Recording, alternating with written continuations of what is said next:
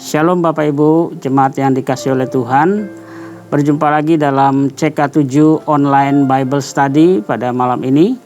Nah, hari ini kita akan melanjutkan pembelajaran kita dalam kitab Keluaran pasal yang ke-12 ya. Nah, sebelum kita belajar malam hari ini, mari kita datang sama Tuhan, kita menyembah Tuhan, minta hikmat dan wahyunya turun atas kita untuk pembelajaran malam hari ini. Mari sama-sama kita datang kepada Tuhan. Ora bashanda bakara labayana bashanda. Oh, ria bashanda bakara. Haleluya. Oh, ria bashanda bakara labayana bashanda. Oh, ria bashanda labayana bashanda. Oh, ria bashanda labayana. Kami menyembah-Mu Tuhan, oh sebab Engkau baik, besar setia-Mu ya Tuhan.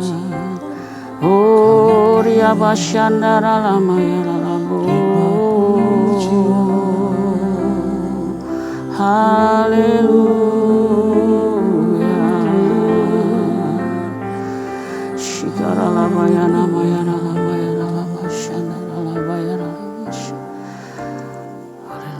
Kau sungguh indah tiada taranya, sungguh menakjubkan,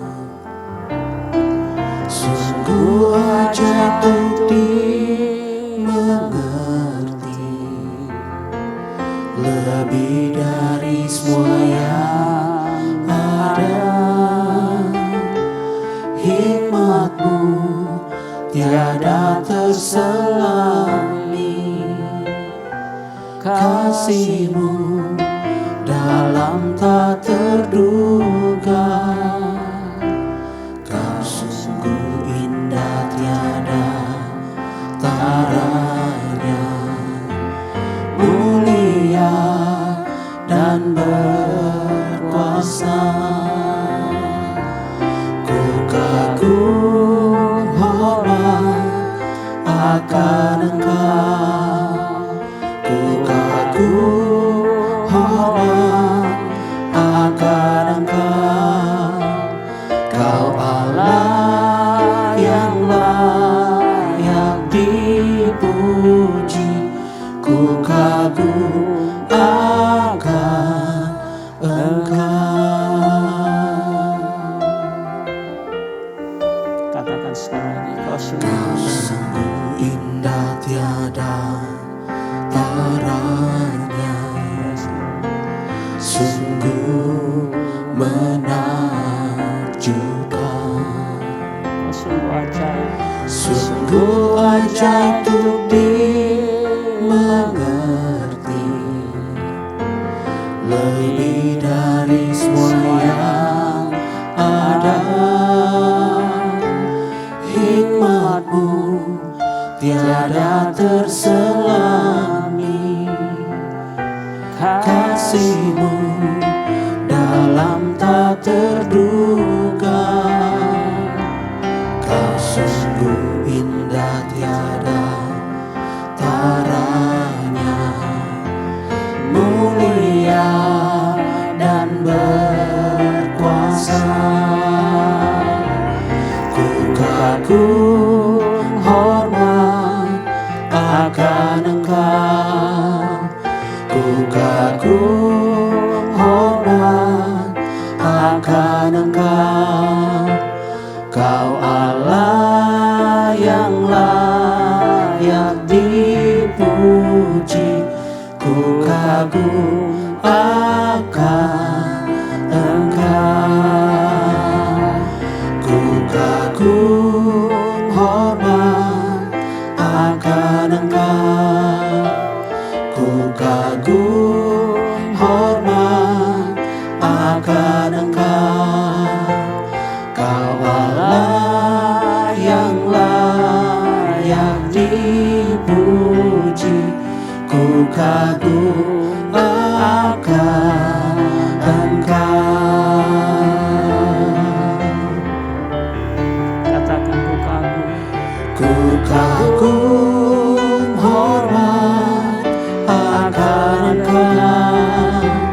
Ku kagum hormat akan Engkau. Kau Allah yang layak dipuji. Ku kagum akan Engkau. Ku kagum akan Engkau. Ku kagum akan Engkau. Mari sembah Dia. Tiara lama syandara labu yara labasi. Oh, kami kagum akan Engkau Tuhan. Kau Allah yang ajaib dalam hidup kami. Oh, sungguh ajaib Engkau Tuhan. Sungguh dalam hikmat-Mu. Terima kasih buat kasih setia-Mu Tuhan. Uri biara masyandara lamu.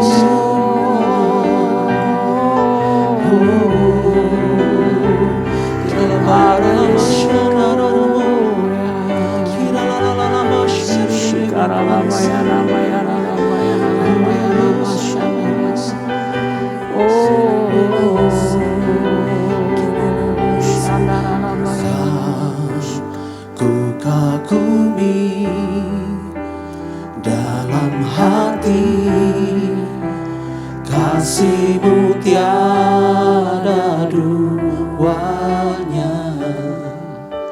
Sampai kini ku akui,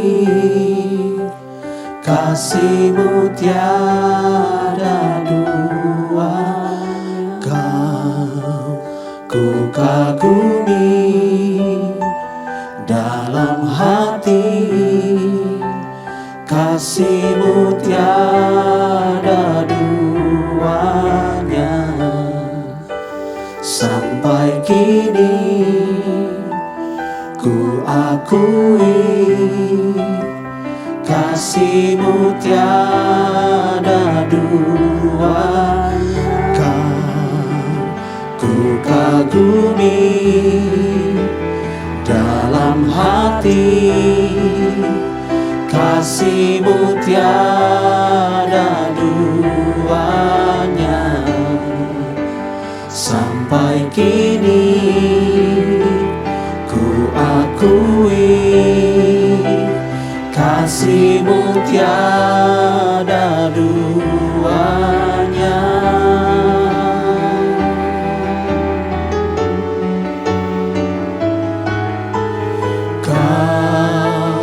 Ku kagumi dalam hati, kasih-Mu tiada duanya. Sampai kini ku akui, kasih-Mu tiada duanya. Ku kagumi dalam hati, kasih-Mu tiada duanya. Sampai kini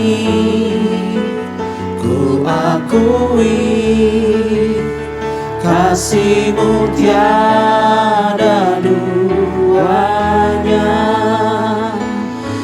Kasih-Mu tiada duanya. Kasih-Mu tiada duanya.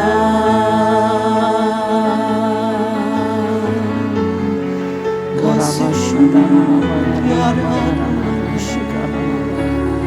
sekarang dan selamanya.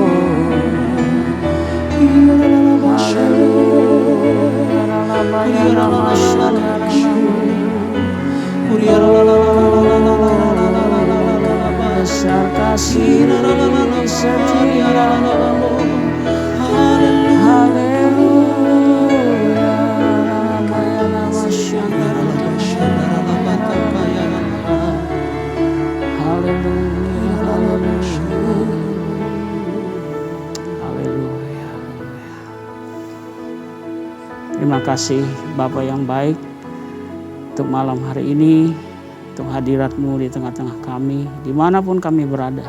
Kau hadir ya Tuhan. Dan terima kasih untuk kesempatan malam ini kami akan belajar. Kiranya hikmat-Mu turun atas kami, supaya kami bisa mengerti kebenaran firman-Mu. Dan kebenaran firman-Mu ini boleh memerdekakan hidup kami. Di dalam nama Tuhan Yesus, nama yang berkuasa di bumi di surga, kami berdoa. Kami siap untuk belajar malam hari ini. Kita semua yang percaya dan siap katakan amin. Ya, shalom. Kembali kita akan lanjutkan ya Bapak Ibu untuk pelajaran kita malam hari ini dari kitab Keluaran pasal yang ke-12 ya, di sini tentang perayaan Paskah ya. Oke, nah kita akan lihat sebentar latar belakangnya ya, supaya kita mengerti bahwa apa sih artinya Paskah itu. Artinya berbicara tentang apa Paskah itu ya. Nah, Paskah itu berbicara mengenai yang pertama adalah sebenarnya penggenapan janji Allah kepada Abraham. Di Kejadian 15 ayat 16 tercatat di situ bahwa Allah itu berjanji kepada Abraham untuk membawa kembali keturunannya ke tanah yang dijanjikan Tuhan. Ya, itu yang pertama. Nah, Paskah yang kedua berbicara tentang penebusan Israel dari perbudakan Mesir. Dan juga penetapan Israel sebagai anak sulungnya Allah. Nah, itu yang kedua. Yang ketiga, kalau kita bicara latar belakang, Paskah itu juga berbicara tentang membawa orang Israel untuk beribadah kepada Allah ya. Nah, Keluaran pasal 12 ini berbicara tentang hukum-hukum dan peraturan yang diberikan kepada bangsa Israel untuk perayaan Paskah ya. Hari raya roti tidak beragi dan beberapa perayaan lainnya. Nanti kita akan belajar ya. Kita akan baca dulu di sini di dalam Kejadian 12 ya, tentang perayaan Paskah. Berfirmanlah Tuhan kepada Musa dan Harun di tanah Mesir. Bulan ini ialah akan menjadi permulaan segala bulan bagimu. Itu akan menjadi bulan pertama bagimu di tiap-tiap tahun. Katakanlah kepada segenap jemaat Israel, pada tanggal 10 bulan ini diambillah oleh masing-masing seekor anak domba menurut kaum keluarga, seekor anak domba untuk tiap-tiap rumah tangga. Tetapi jika rumah tangga itu terlalu kecil jumlahnya untuk mengambil seekor anak domba, maka ia bersama-sama dengan tetangganya yang terdekat ke rumahnya haruslah mengambil seekor menurut jumlah jiwa. Tentang anak domba itu kamu buatlah perkiraan menurut keperluan tiap-tiap orang. Anak dombamu itu harus jantan, tidak bercela, berumur setahun. Kamu boleh ambil domba atau kambing. Kamu harus mengurungnya sampai hari yang ke-14 bulan ini. Lalu seluruh jemaah Israel yang berkumpul harus menyembelihnya pada waktu senja. Kemudian dari darahnya haruslah diambil sedikit dan dibubuhkan pada kedua tiang pintu dan pada ambang atas pada rumah-rumah di mana orang memakannya. Dagingnya harus dimakan mereka pada malam itu juga. Yang dipanggang mereka harus makan dengan roti yang tidak beragi beserta sayur pahit. Janganlah kamu memakannya mentah atau direbus dalam air. Hanya dipanggang di api, lengkap dengan kepalanya dan betisnya dan isi perutnya. Janganlah kamu tinggalkan apa-apa dari daging itu sampai pagi. Apa yang tinggal sampai pagi kamu bakar habis dengan api. Dan beginilah kamu memakannya.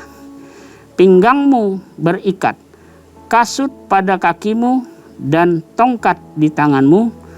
Buru-burulah kamu memakannya. Itulah Paskah bagi Tuhan.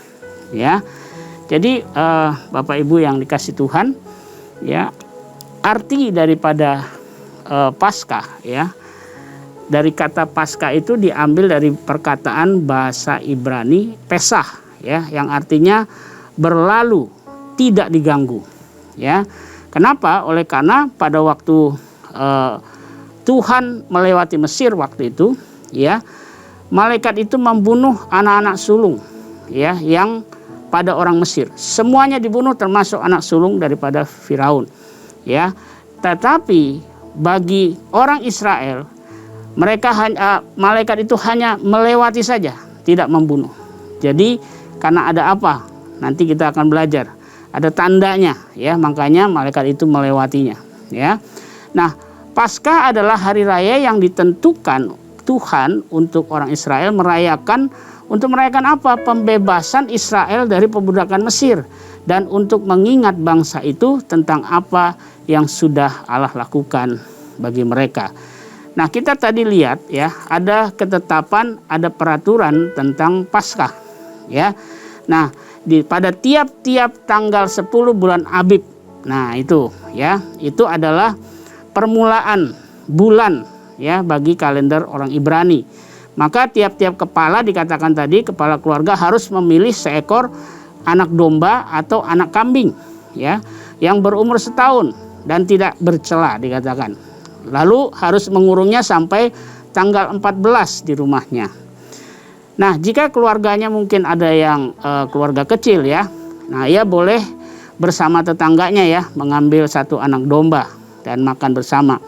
Nah, dalam hal ini kepala keluarga itu yang akan nanti bertindak sebagai imamnya, gitu, ya.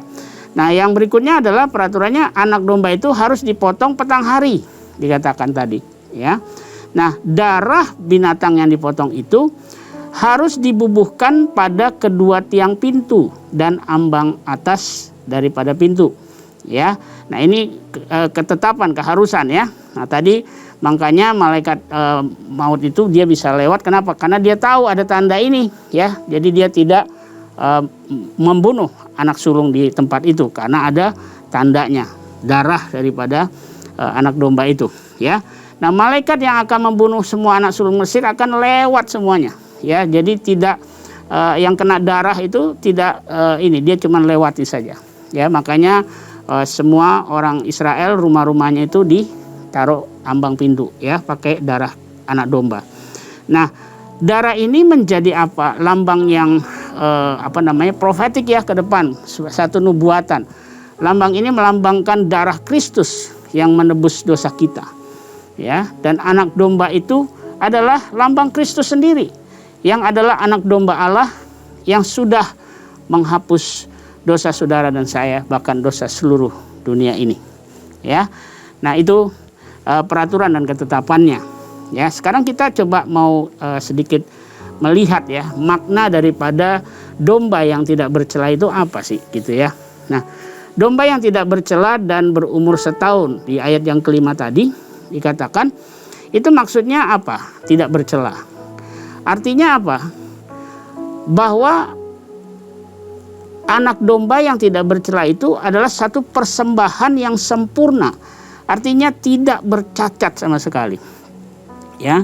Nah, di dalam Imamat 22 ayat 22 sampai 25 di situ dijelaskan, ya, bahwa sungguh-sungguh kalau kita mau mempersembahkan, ya, sesuatu kepada Tuhan, itu nggak boleh ada cacatnya binatang itu, ya. Di situ nanti kalau saudara bisa baca di Imamat 22 ayat 22 sampai 25, di situ diterangin, ya, mengenai tidak bercacat itu, ya. Nah, jadi domba yang dimaksudkan tidak bercela adalah yaitu persembahan yang sempurna. Nah, kata Pesah itu sebenarnya adalah to protect, artinya melindungi. Melalui darah anak domba yang dibubuhkan di tiang dan di ambang pintu rumah, maka keluarga umat Israel itu, khususnya anak-anak sulungnya, itu tidak akan mengalami kematian, ya. Nah, itu makna daripada anak domba yang tidak bercela. Nah, sekarang kita lihat lagi yang tadi ada disebut roti tidak beragi, ya. Apa sih maknanya, ya? Memakan roti yang tidak mengandung ragi itu adalah lambang hidup yang murni, yang tidak mengenal dosa, begitu, ya. Nah, saya kasih referensi di sini 1 Korintus 5 ayat 7 dan 8 dikatakan begini. Buanglah ragi yang lama itu supaya kamu menjadi adonan yang baru. Sebab kamu memang tidak beragi. Sebab anak domba Paskah kita juga telah disembelih, yaitu Kristus. Situ jelas dikatakan. Karena itu marilah kita berpesta bukan dengan ragi yang lama, bukan pula dengan ragi keburukan atau kejahatan, tetapi dengan roti yang tidak beragi, yaitu kemurnian dan kebenaran. Ya. Nah, jadi Bapak Ibu, makna roti yang tidak beragi itu adalah lambang hidup yang murni, ya, tanpa dosa, gitu, ya. Nah, itu diibaratkan sebagai anak domba, yaitu Kristus sendiri pada saat ini, gitu ya. Nah, roti yang harus dimakan katanya tadi pakai sayur pahit. Apa sih artinya? Ya, itu artinya gini, sebagai lambang, ya, penindasan di Mesir, supaya orang Israel mengingat terus bahwa dulu mereka itu ditindas di Mesir, tetapi Allah, yaitu Allah Israel, Allah itulah yang telah melepaskan mereka dari penindasan Mesir. Jadi itu sebagai satu peringatan, begitu ya. Jadi kalau dia makan roti harus pakai sayur pahit.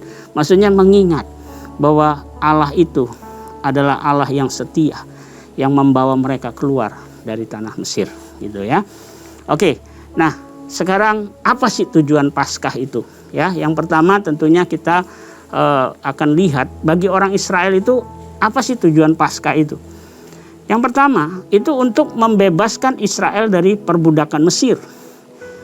Yang kedua, menjadikan Israel sebagai umat kepunyaan Allah. Ya. Jadi yang pertama, Paskah buat orang Israel adalah untuk membebaskan Israel dari perbudakan Mesir. Yang kedua, menjadikan Israel sebagai umat kepunyaan Allah.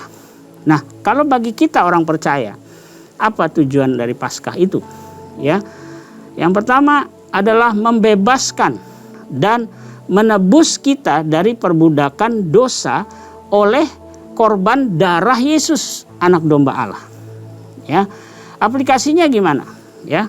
Apa yang kita bisa belajar dari sini? Nah, saya kasih satu referensi yang bisa menjelaskan. 1 Petrus 1 ayat 18 dikatakan begini. Kamu telah ditebus dengan darah yang mahal, yaitu darah Kristus, yang sama seperti anak domba yang tidak bernoda dan tak bercacat.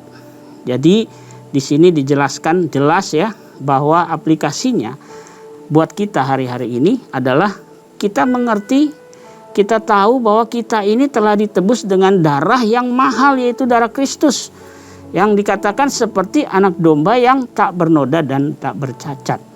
Nah, ada satu ayat lagi firman Tuhan, 1 Korintus 6 ayat 19 bilang begini, bahwa kita itu sudah lunas dibayar.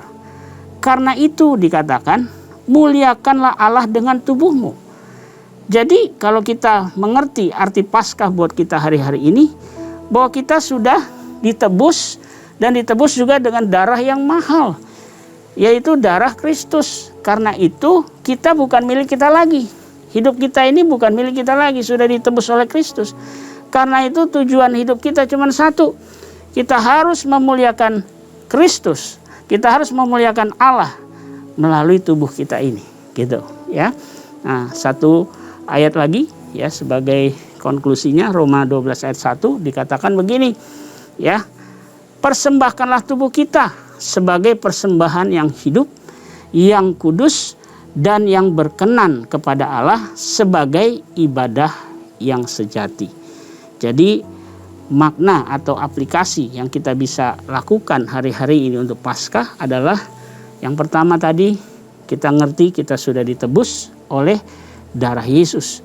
Karena itu hidup kita bukan milik kita lagi. Ya. Nah, karena hidup kita sudah bukan milik kita lagi, maka kita harus hidup untuk memuliakan nama Tuhan, ya. Nah, apa yang kita persembahkan di dalam kehidupan kita hari-hari ini adalah tubuh kita sebagai persembahan yang hidup dan hidup yang kudus dan yang berkenan kepada Allah sebagai ibadah yang sejati. Ya, tadi kita ingat orang Israel juga dikeluarkan dari Mesir, tujuannya juga ada juga untuk beribadah. Ya, karena itu kalau kita mau beribadah yang benar, yang sejati, hari-hari ini aplikasinya adalah kita persembahkan tubuh kita sebagai persembahan yang hidup, yang kudus, dan yang berkenan kepada Tuhan. Ya, jadi malam hari ini kita sudah sedikit belajar ya mengenai apa itu Paskah melalui Keluaran pasal yang ke-12 ini. Nah, mari malam ini kita sama-sama renungkan ya, apakah hidup kita sudah kita persembahkan untuk Kristus sebagai korban yang kudus, yang hidup dan berkenan kepada Tuhan. Mari saya mau berdoa buat kita semua pada malam hari ini.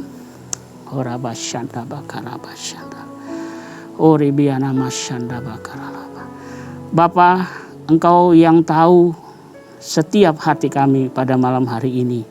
Kami semua yang di rumah-rumah, Engkau tahu keadaan kami. Mungkin hari-hari ini hidup kami tidak memuliakan Tuhan. Tubuh kami pakai untuk masih diperbudak oleh dosa. Karena itu malam ini hamba berdoa Tuhan, buat kami semua yang ada di rumah, dimanapun kami berada. Kalau Tuhan mengingatkan kami pada hari ini, bahwa tubuh kami ini milik Kristus. Dan kami harus persembahkan ini untuk kemuliaan bagi nama-Mu. Biarlah Tuhan jamah setiap kami. Biarlah hari ini kalau masih ada dosa di dalam hidup kami, Tuhan menegur kami malam hari ini. Mari Roh Kudus, Kau jamah hati kami, supaya kami mau bertobat malam hari ini. Selama masih ada waktu, karena Kristus akan datang segera. Karena itu Bapa, kami berdoa, biar waktu malam hari ini, biar kami semua mengambil kesempatan yang baik ini untuk kami bertobat. Terima kasih buat penjelasan pada malam hari pembelajaran kami Bapa. Kiranya Engkau menjamah kami di setiap rumah-rumah. Engkau membuat kami mengerti hari ini bahwa hidup kami adalah milik Kristus. Karena Kristus sudah membeli dengan darahnya yang mahal. Dan hidup kami ini adalah milik Kristus. Terima kasih Bapa. Kami berdoa mungkin ada yang sakit. Biarlah kami percaya oleh bilur-bilur darah Kristus, kami semua disembuhkan oleh Tuhan dalam nama Yesus. Mungkin ada yang berlatih lesu beban berat malam ini. Tuhan, Engkaulah Allah yang memberikan kelegaan bagi kami, memberikan jalan keluar dalam hidup kami. Kiranya Engkau membela dan memberikan jalan keluar bagi kami semua ya Tuhan. Terima kasih Bapa buat malam hari ini. Dan sebelum kami menutup pembelajaran malam ini, kami siapkan hati kami untuk menerima berkat-Mu. Mari kita angkat tangan kita dan arahkan hati kita kepada Tuhan. Jemaat yang dikasihi oleh Tuhan, pulanglah dan terimalah berkat yang berlimpah-limpah dari Allah Bapa kita. Kasih karunia di dalam Anak-Nya yang tunggal Tuhan kita Yesus Kristus, dan persekutuan yang manis dengan Roh Kudus menyertai kita semua mulai saat ini sampai Maranatha. Tuhan Yesus datang menjemput kita semua di awan-awan yang permai, bahkan untuk selama-lamanya. Bagi kita yang percaya dan diberkati Tuhan, sama-sama katakan amin.